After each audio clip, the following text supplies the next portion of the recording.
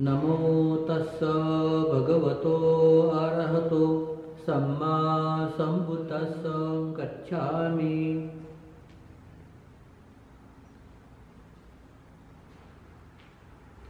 ततियम्पि धम्मं शरणं गच्छामि।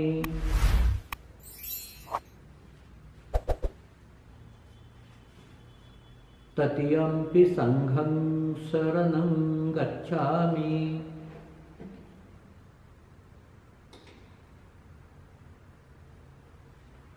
शरणागमन संपूर्णं आमोति। पानातिपाता वेरमणि सिक्खापदं समादियामि।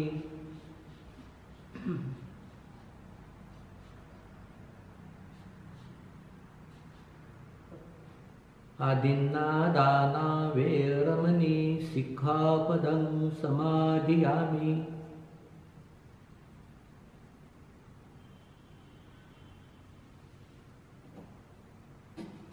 कामेषु मिच्छाचारा वेरमणि सिक्खापदं समादियामि।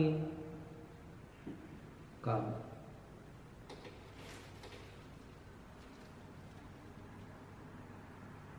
मुसावादा वेरमणि सिक्खापदं समादियामि।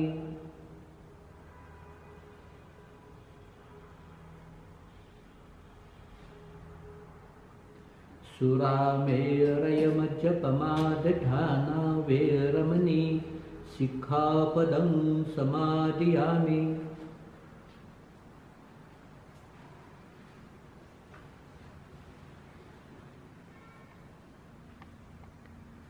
तिसरणेन सद्धिं पंचशीलं धम्मं साधुकं सुरक्षितं कृत्वा अपमादेन सम्पादेथ। आमवन्ति। साधु साधु साधु। Yes yes. सभी को नमो बुद्धाय। आज बहुत बड़ी खुशी की बात है। हम आज आपके साथ धम्म देशना के माध्यम से वार्तालाप कर रहे हैं।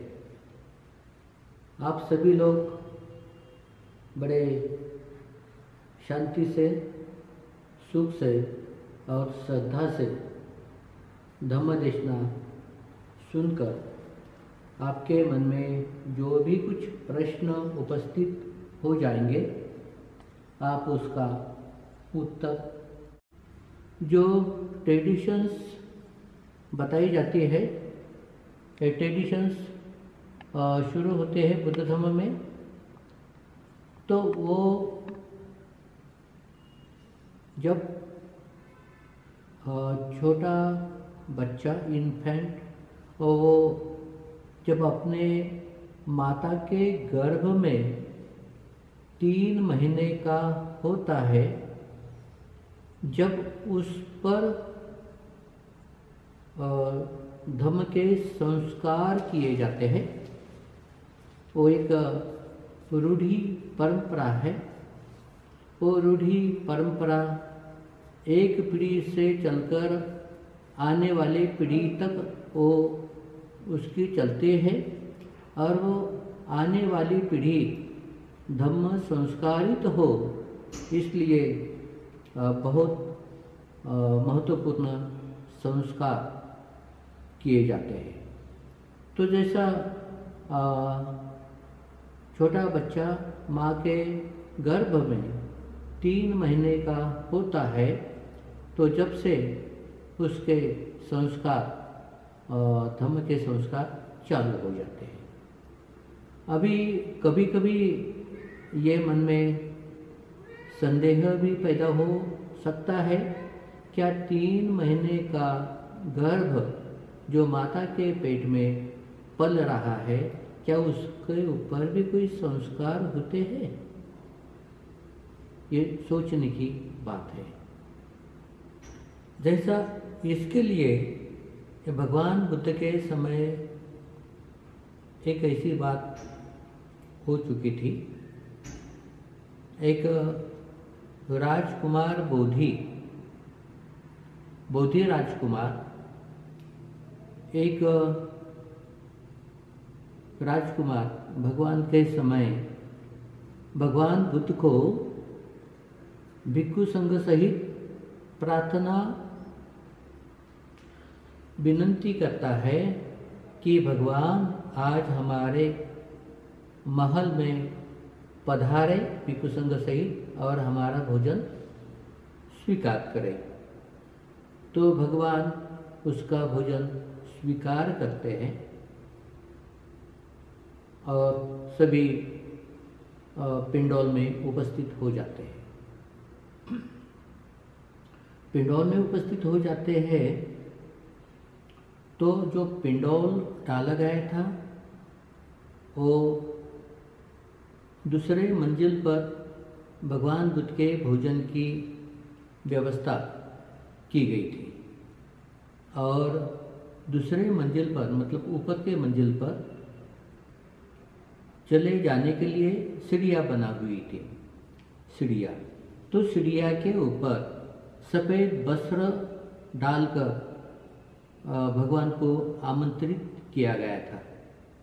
भगवान बुद्ध पिंडौल में तो चले आए और जहाँ सीढ़ियों पर सफ़ेद वस्त्र डाला हुआ था तो भगवान उसके ऊपर चलकर नहीं गए, वही रुक गए।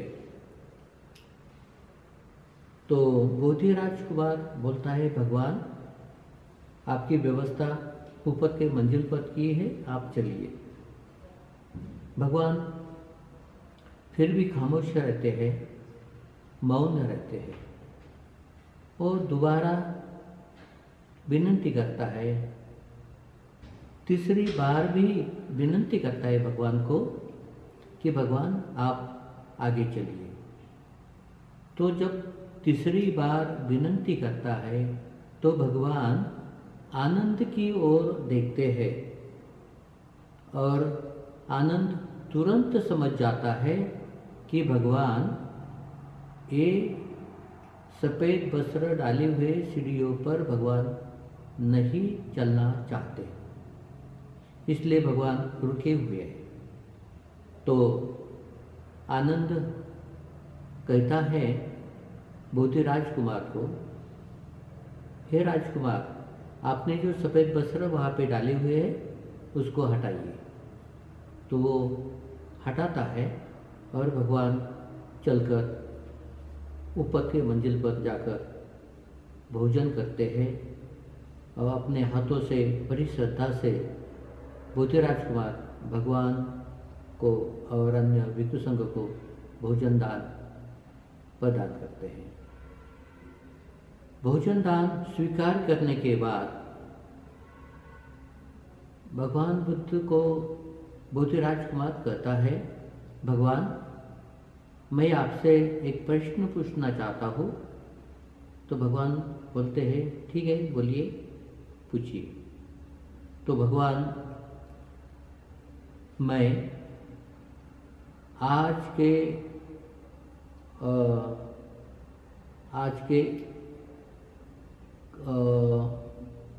का दिन सहित मैं अभी तक बुद्ध धम्म संघ को 3 बार शरण जा चुका हूँ और मैं बुद्ध धम्म संघ को बड़ी ही श्रद्धा रखता हूँ। मैं आज तक 3 बार बुद्ध धम्म संघ को शरण जाकर उनका अनुसरण कर रहा हूँ। तो क्या भगवान आप मेरी विनती आपने स्वीकार नहीं की? मैंने आपसे अनुरोध किया था, विनती की थी कि आप इस सीढ़ियों पर चढ़कर चले जाइए। तो आप न जाने का क्या कारण हो सकता है? तो भगवान बोलते हैं देखिए राजकुमार आपके मन में जो अभिलाषा है वो पूरी नहीं हो सकती है। आपके मन में जो इच्छा है वो पूरी नहीं हो सकती है। इसलिए भगवान उस सफ़ेद बसर पर चलकर ऊपर के मंजिल तक नहीं आए। तो पूछता है भगवान, मेरी अभिलाषा क्या है जो पूरी नहीं हो सकती? तो भगवान कहते हैं, देखिए, आपकी अभिलाषा, आपकी इच्छा थी कि अगर भगवान इस सफ़ेद बसर को पैर रखकर आगे जाते हैं तो ये सफ़ेद बसर का मैं लेकर उसको घड़ी करते हुए उसकी पूजा करूँगा और मैं ये समझूंगा कि भगवान ने मेरी प्रार्थना, मेरी अभिलाषा स्वीकार की है। तो फिर भी वो पूछता है कि भगवान, क्या मेरी अभिलाषा क्या थी जो पूरी नहीं हो सकती?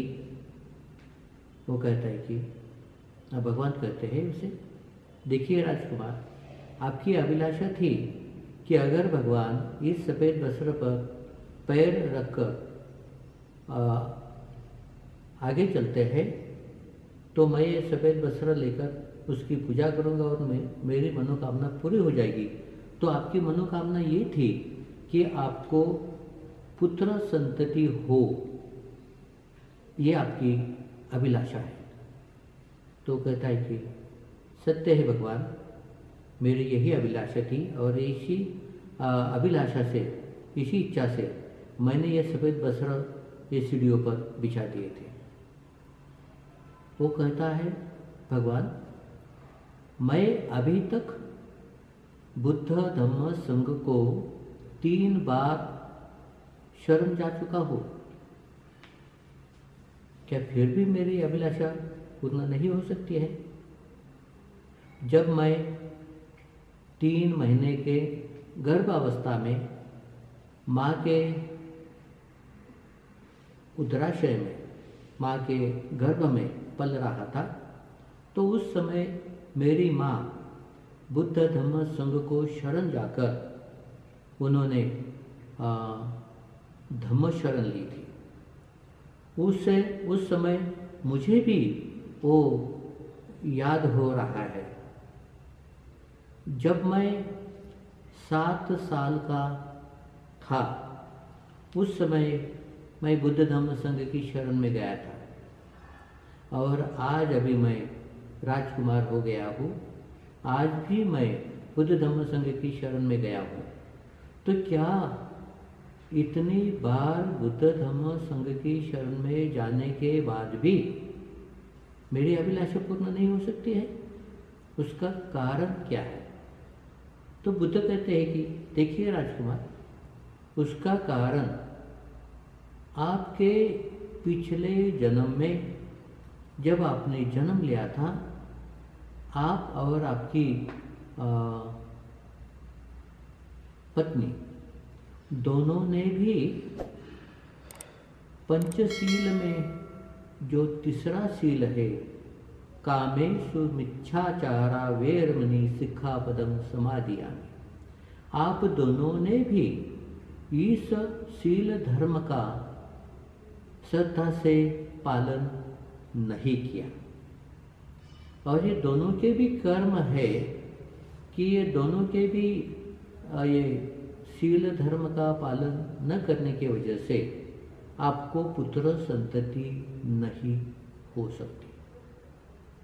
अगर आप दोनों में से एक ने भी इस पंचशील धर्म में जो कामेश मिच्छाचारा है उसका अगर सही दिल से, बड़ी श्रद्धा से पालन किया होता तो दोनों में से एक ने भी अगर पालन किया होता तो आपकी अभिलाषा पूरी हो जाती थी। लेकिन आप दोनों ने भी इस शील की ओर दुर्लक्ष्य किया, उसको काटे मतलब उसको बड़ी श्रद्धा से पालन नहीं किया, इसलिए आपकी अभिलाषा पूरी नहीं हो सकती है। तो वो बोधि राजकुमार भगवान को शरण जाता है और कहता है कि भगवान मुझे आशीर्वाद दो, मैं आज से बुद्ध धम्म संघ की शरण में जाकर बड़ी श्रद्धा से जीवन भर उसका पालन करूँगा और इस पुण्य कर्म से हमें पुत्र संतति हो, ऐसा वो भगवान को आशीर्वाद मांगता है। तो ये बात है बड़ी सोचने की, बड़ी ही गर्व की बात है कि अगर माता के गर्भ में 3 महीने का गर्भ मतलब वो पुत्र अगर हो तो उस पर भी धम्म के संस्कार बनते हैं। और इसी वजह से ये डॉक्टर का भी हम सहारा लेकर, डॉक्टर का भी शास्त्र साइंस को जानते हुए उसको हम मानते हैं। वो इसलिए कि अगर कोई भी भ्रूण 3 महीने का हो जाता है, अगर वो माता उसका अबॉर्शन करती है तो वो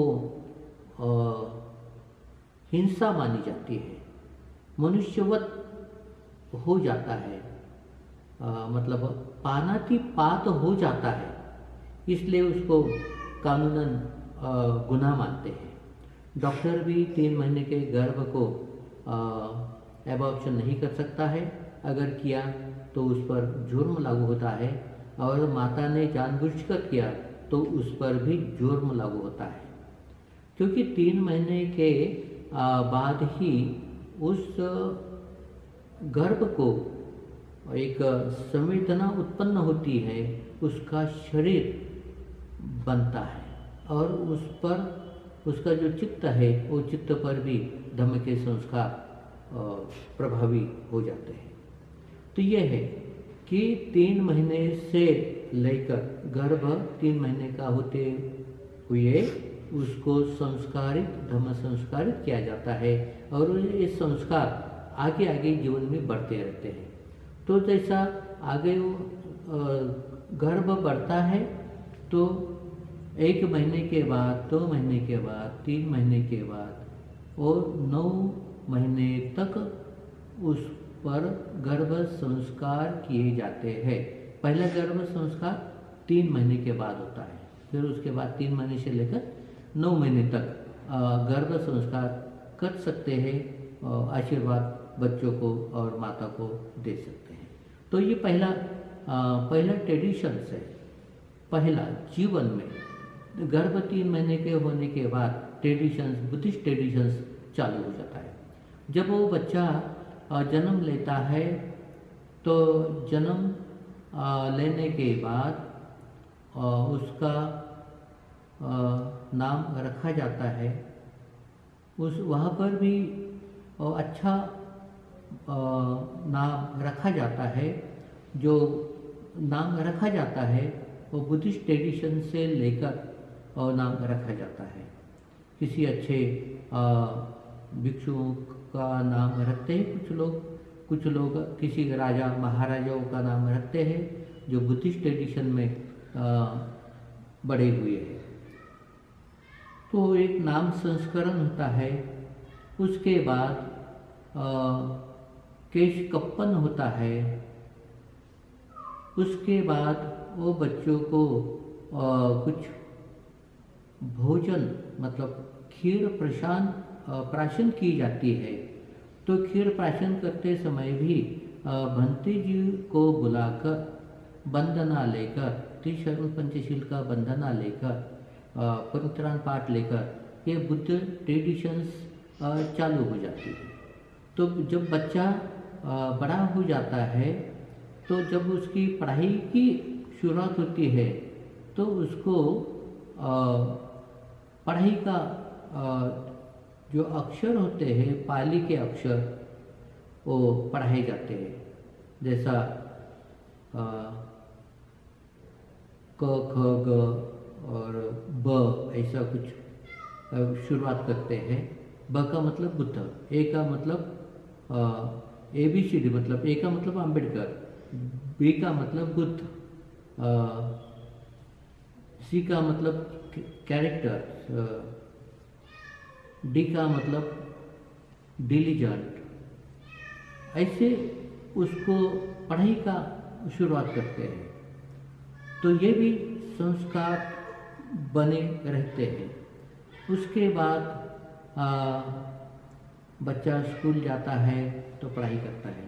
जब ये बच्चा बड़ा बनता है 7 साल का, 7 साल के ऊपर, तो उसको श्रमण की दीक्षा कराते हैं।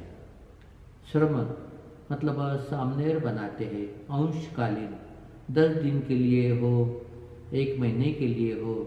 जैसा 7 साल के ऊपर, 7 साल के बड़ा हो जाने के बाद उसको धम्म संस्कार दिए जाते हैं। ये बुद्धिस्ट ट्रेडिशन से सामनेर दीक्षा उसको दी जाती है। क्योंकि अगर ये बचपन में ये बच्चों को धम्म संस्कार दिए जाए, जैसा पानातिपात नहीं करना चाहिए, चोरी नहीं करना चाहिए,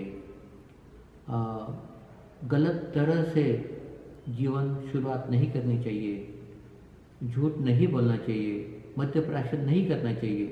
ये जो बेसिक डिसिप्लिन है मनुष्य के जीवन के लिए, मनुष्य का जीवन सुखी बनाने के लिए, अगर यह धम्म विनय छोटे बच्चों को बचपन से ही सिखाया जाए तो बच्चा कभी झूठ नहीं बोलेगा, बच्चा कभी आक्रामक नहीं बनेगा, बच्चा कभी गलत काम नहीं करेगा, नशा पतन नहीं करेगा। तो ये जो बेसिक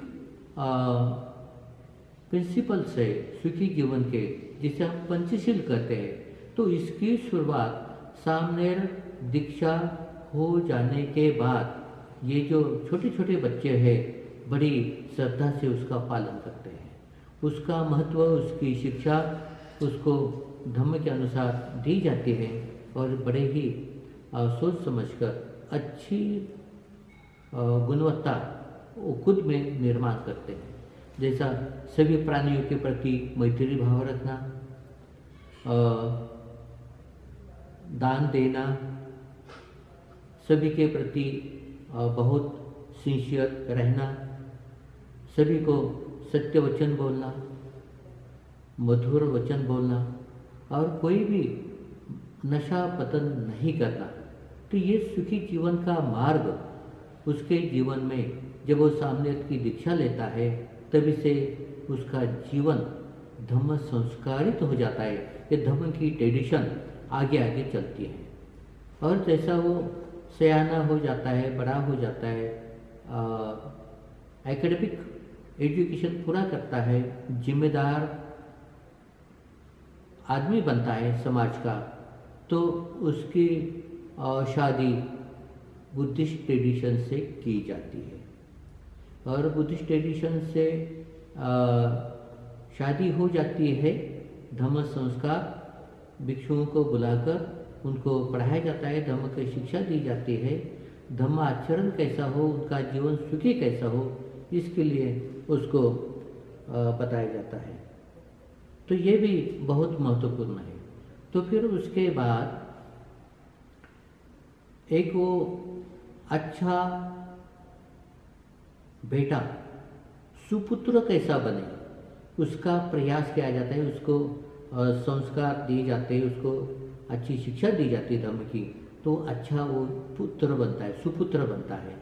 फिर जब शादी होती है तभी बनते लोगों को बुलाकर उनको धर्म देशना दी जाती है, उनकी जिम्मेदारी बताई जाती है कि आदर्श जीवन क्या होता है, आदर्श वो पिता कैसा बने। पहले तो आदर्श बेटा कैसा बने, उसके बाद उसकी अगला पड़ाव जो होता है आदर्श पति कैसा बने, तो उसके बाद और उसको शिक्षा दी जाती है तो आदर्श पिता कैसा बने। तो ये सब बातें उसके जीवन में बहुत महत्वपूर्ण रहती है और इस वजह से उसको धम्म का अच्छा ज्ञान धम्म संस्कार देकर दिया जाता है। जब वो आदर्श पिता बनता है तो अपने बच्चों की, अपने बीवी की, अपने परिवार की, अपने माँ बाप की सेवा कैसा करे, उसके लिए भी उसको धम्म के संस्कार धम्म के माध्यम से दिए जाते हैं।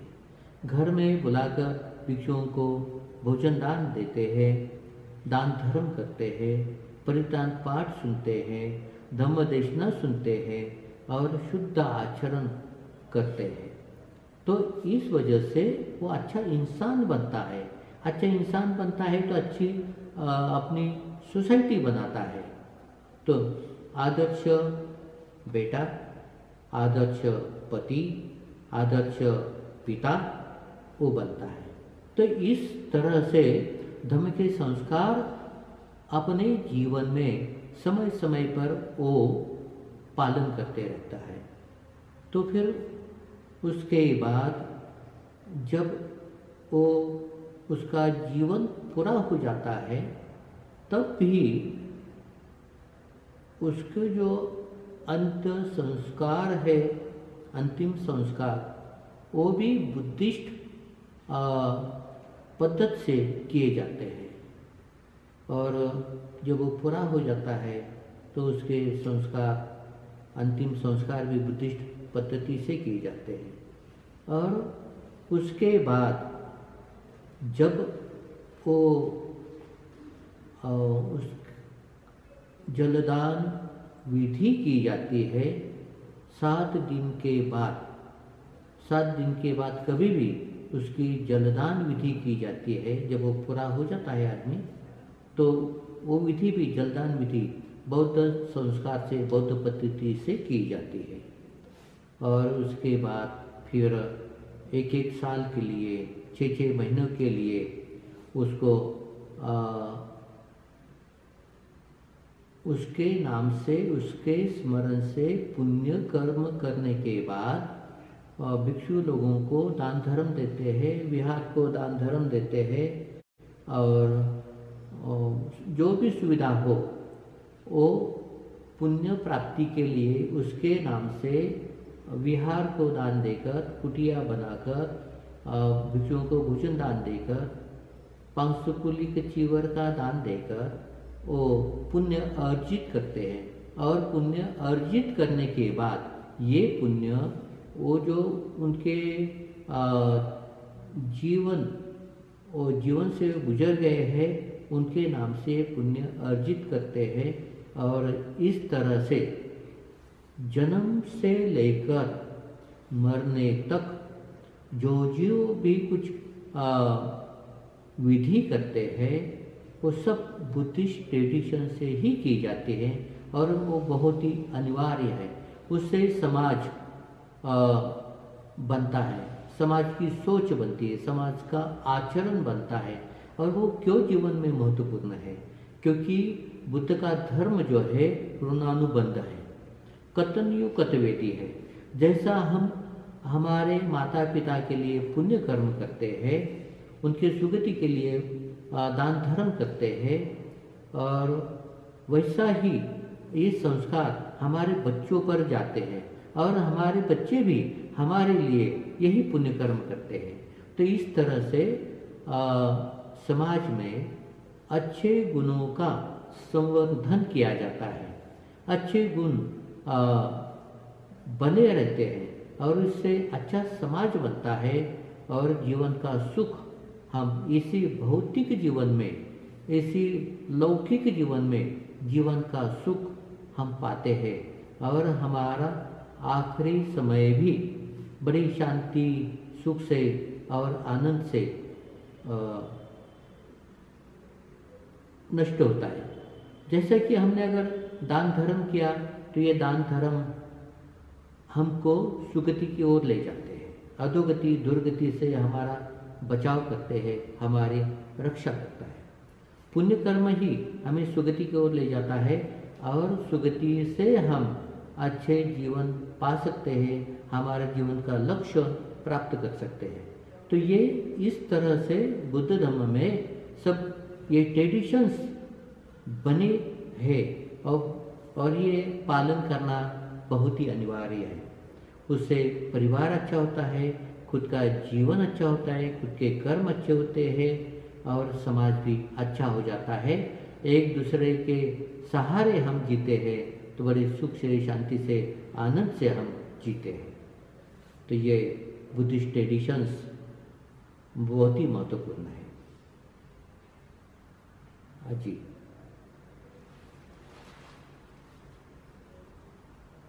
जी जी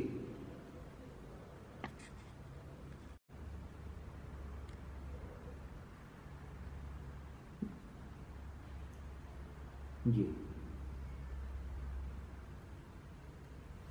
ओके।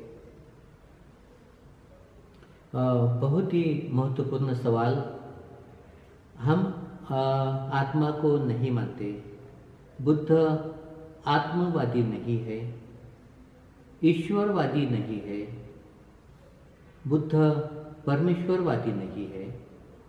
बुद्ध जो है वो कर्मवादी है। जैसा हम कर्म करते हैं वैसा फल हमें मिलता है। वो जो फल मिलता है वो किसी की कृपा नहीं होती है या किसी का शाप नहीं होता है। हमारे कर्म ही हमें सुगति की ओर या अधोगति, दुर्गति की ओर ले जाते हैं। तो रहा सवाल कि हम हमारे जो पूर्वज, हमारे माता पिता जो गुजर गए, उनके स्मरण में हम अगर पुण्य कर्म करते हैं तो क्या ये पुण्य कर्म उनको मिलता है? ये बड़ा सवाल है। अगर हम आत्मा को नहीं मानते हैं, हम आत्मा को मानते नहीं, ये तो सही बात है, लेकिन हम चित्त को मानते हैं। चित्त संस्कारित होता है, चित्त का पुनर्भव होता है और चित्त रूप के माध्यम से, रूप के सहारे से, मतलब माइंड एंड मैटर, ये बहुत दोनों भी मन और शरीर, जिसे हम नाम रूप कहते हैं, नाम रूप एक दूसरे के सहारे उत्पन्न होते हैं, वो पुनर्भवित होते हैं, तो ये उसका पुनर्भव होता है। तो ये जो आदमी मनुष्य भूमि से तो चले जाते हैं, उनके चित्त के जो घटक है, चित्त के जो फैक्टर्स है, वो चित्त फैक्टर्स को मिलते हैं और शरीर के जो घटक है, शरीर के जो फैक्टर्स है, वो शरीर के घटक से मिलते हैं। तो यहाँ पर उनका क्या हो जाता है, चित्त को मिल जाता है और रूप जो है रूप को मिलता है। लेकिन ये दोनों रूप और मन इकट्ठा कैसे आते, क्यों आते हैं? अगर उसका कर्म, वो आदमी जो जीवित था, जीवित होते हुए उसने जो कुछ कर्म किए हैं, अगर उसका मन तृष्णा से, वासना से, सभी क्रेविंग्स, अटैचमेंट, ग्रीड से परिपूर्ण शुद्ध हुआ हो, तो उसके चित्त का दोबारा जन्म लेने का कोई सवाल पैदा नहीं होता है। उसका मन भी परिशुद्ध हो जाता है और उसका शरीर भी परिशुद्ध हो जाता है। मतलब मन के घटक, mental factors and corporeal factors, वो परिशुद्ध हो जाते हैं, तो उसका पुनर्भव नहीं होता है, पुनर्जन्म नहीं होता है। तो अगर समझो जो आदमी चले गया है वो अरहत हो गया, तो उसका पुनर्भव नहीं होता है। तो अगर उसके नाम से हमने पुण्य कर्म भी किए और ये पुण्य कर्म उसको प्रदान करने का भी कोशिश की, तो उस आदमी को पुण्य कर्म की कोई जरूरत नहीं होती है, क्योंकि वो इस संसार चक्र से मुक्त हुआ आदमी होता है। उसका चित्त परिशुद्ध होकर वो क्या हो जाता है, 38 प्लेन्स जो है एग्जिस्टेंस ऑफ माइंड, और 31 प्लेन जो बुद्ध ने बताए हैं, उससे परिपूर्ण मुक्त हो जाता है। तो इसलिए वो पुण्य का लाभ नहीं कर पाते, क्योंकि उसके पुण्य की जरूरत नहीं होती है। लेकिन अगर जो चित्त, जो सत्व अधोगति दुर्गति की ओर चले गया है, तो उसको पुण्य कर्म की जरूरत होती है। और ये पुण्य कर्म वो जो चले गए हैं वो तो नहीं कर पाते, क्योंकि न जाने वो कौन से भूमि में कहाँ पर पैदा हुए हम नहीं बता सकते हैं। लेकिन उनके नाम से अगर पुण्य कर्म किया, अगर ये पुण्य कर्म की जरूरत उनको हो तो उनको उसका लाभ मिल सकता है। अगर न हो तो हमने जो पुण्य कर्म उनके नाम से किया हो वो हमें ही वापस लौटकर हमारा ही कल्याण करता है। वो पुण्य कर्म कहीं मिस नहीं होता है। तो इस तरह से हम जो पुण्य कर्म करते हैं, अगर वो सत्व को, अगर वो अधोगति दुर्गति के भूमि में पैदा हो, अगर उस भूमि में उसको जरूरत हो, तो वो पुण्य कर्म का लाभ बराबर उठा सकता है। अभी मैं एक छोटा सा उदाहरण देकर आपको बताऊंगा ये समझने के लिए। जैसा कोई अपराधी जेल में बंद हो जाता है, जेल में बंद हो जाता है, तो उसको जो जेल में बंद हुआ अपराधी है वो खुद छूटकर बाहर नहीं आ सकता है। उसके लिए हम प्रयास कर सकते हैं, उसको जेल से छुड़ाने के लिए हम प्रयास कर सकते हैं। तो हमारे प्रयास से वो अपराधी छूट सकता है। वैसी ही भूमिका हमारी होती है। जैसा हम किसी जो गुजर चुके हैं, चले गए हैं मनुष्य के भूमि से, उनके लिए अगर पुण्य कर्म करें तो बराबर उसका उनको लाभ होता है, अगर वो चाहे, अगर उनको जरूरत हो तो। नहीं तो हमारा पुण्य कर्म हमें ही प्राप्त होता है। इस तरह से हम पुण्य कर्म, जो आदमी, जो इंसान, जो सत्व मनुष्य के भूमि से चले गए हैं, तो उनके लिए हम ये पुण्य कर्म कर सकते हैं। इस तरह से उनको उसका लाभ होता है। जी।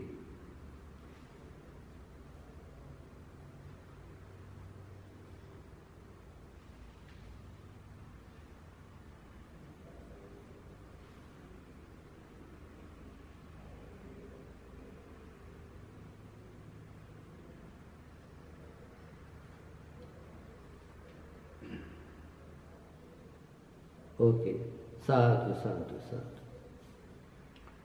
भवतु सब मंगलम रक्षन्तु सब देवता सब बुद्धानुभावेन सदा सोथि भवन्तु ते। भवतु सब मंगलम रक्षन्तु सब देवता सब धम्मानुभावेन सदा सोथि भवन्तु ते।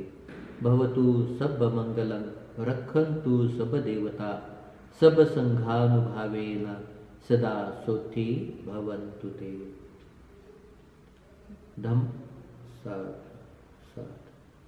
धम्मावेव के सभी हमारी जो धम्म टीम है, हम उनके लिए बहुत बहुत धन्यवाद देते हैं। आप बहुत अच्छे प्रोग्राम, सभी मनुष्य जाति का कल्याण हो, सभी मनुष्यगण अंधश्रद्धा अंधविश्वास कर्म कांड से मुक्त हो, इसलिए आप प्रयास करते हैं। तो हम आपके कुशल कर्म का बहुत बहुत साधुवाद करते हैं, अनुमोदन करते हैं। साधु साधु साधु।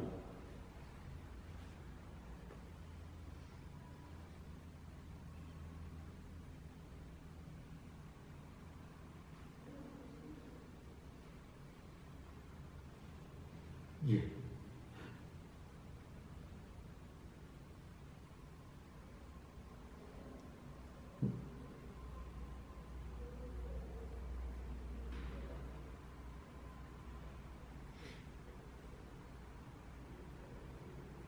साधु